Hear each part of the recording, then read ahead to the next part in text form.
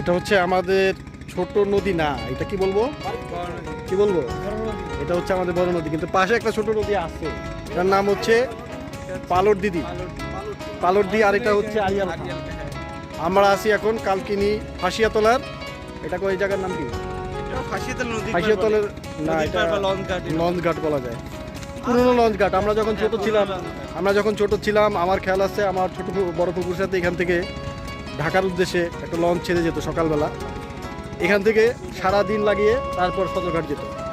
সেই স্মৃতি এখনো আমার মনে উজ্জ্বল বা ভাস্বর হয়ে আছে।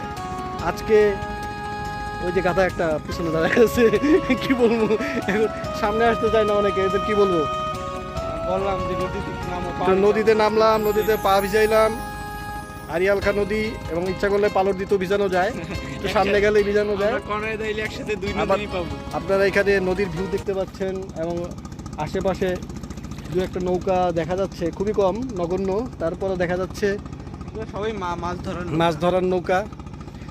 একটা ওই যে ইলিশ মাছ ধরতেছে, একটা ইলিশ মাছ ওই যে সামনে, এই পাশে দেখা যাচ্ছে অপূর্ব প্রাকৃতিক দৃশ্য, এটা হচ্ছে এবং ইলিশ মাছ ধরার জন্য নেমে আসছে, ইলিশ মাছ ধরতেছে, দেখি ইলিশ মাছ ধরতেছে, ইলিশ মাছের জাল, ওই যে সাদা যেগুলো না ওইগুলো। হ্যাঁ, এখানে দেখেন সূর্যাস্ত যাওয়ার সময় হয়ে গেছে প্রায়, সূর্যটা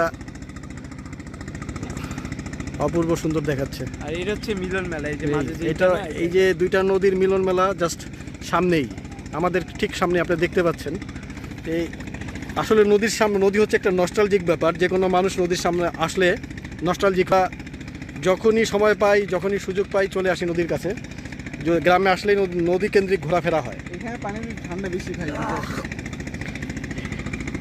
পানিতে পা ভিজাতে খুবই ভালো লাগতেছে, পারলে ডুব দিলে আরও ভালো লাগতো, কিন্তু ডুব দেওয়ার কোনো উপায় নাই, কারণ আমরা সমস্যা নেই, পারি আমি সেই প্রস্তুতি নিয়ে আসি নাই, কারণ বাসা পর্যন্ত যেতে হবে, এটা একটা সমস্যা। অন্য দিন আসলে হয়তো হবে,